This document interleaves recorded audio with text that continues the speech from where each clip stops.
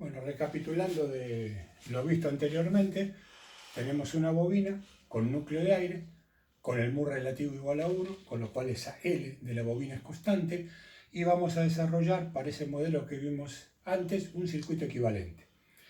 Los circuitos equivalentes se caracterizan por ser un circuito formado por elementos ideales, ¿sí? que juntos, en combinación, simulan el comportamiento del elemento real.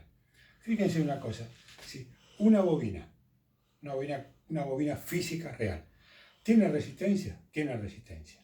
¿Tiene inductancia? Tiene inductancia. ¿Tiene capacidad? Sí tiene capacidad, porque hay capacidades distribuidas entre cada una de las espiras de la bobina.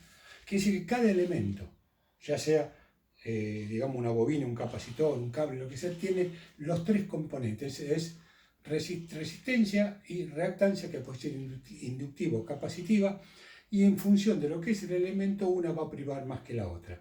Quiere decir que no existen los elementos puros, pero los circuitos equivalentes están asociados como elementos puros, o sea que la resistencia es resistencia pura, no tienen inductancia ni capacidad, y la inductancia es inductancia pura, no tiene resistencia ni capacidad. Ese es el criterio de los circuitos equivalentes.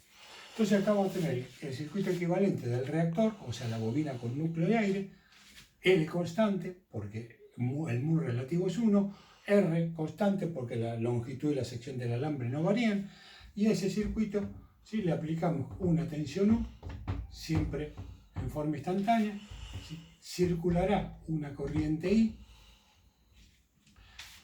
y acá se induce una fuerza electromotriz E. ¿Cuál sería la expresión de este circuito? La clásica de ley de Ohm, U es igual a R por I más E.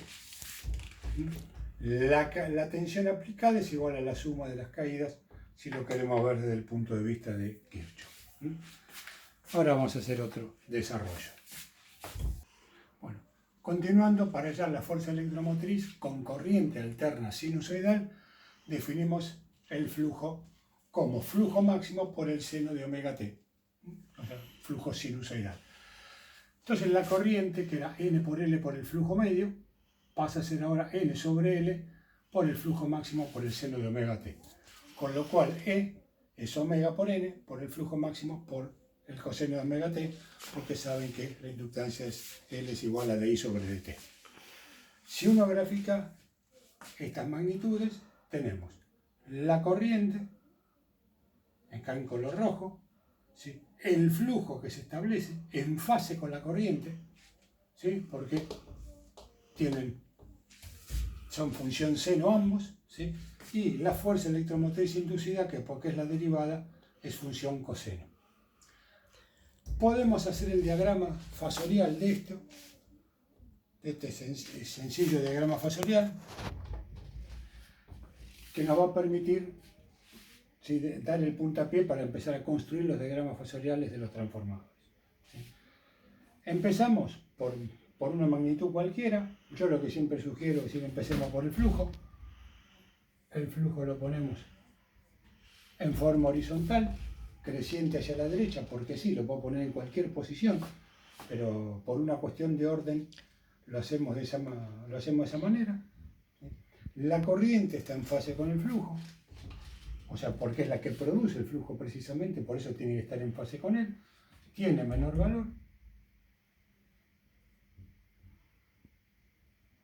Acá tenemos la corriente, y finalmente, a 90 grados del flujo,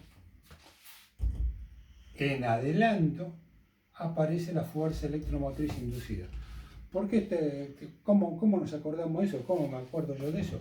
Bueno, acuérdense siempre Luis o ciudad. En L, U está antes que I, que es este caso. En L, U está antes que I. Se acuérdense que el giro es antihorario. Y en C, en capacitivo, la corriente adelanta la tensión. Con estas reglas mnemotécnicas no nos vamos a perder de vista cómo tiene que ser el diagrama. Y ahora en el próximo le incorporamos la tensión.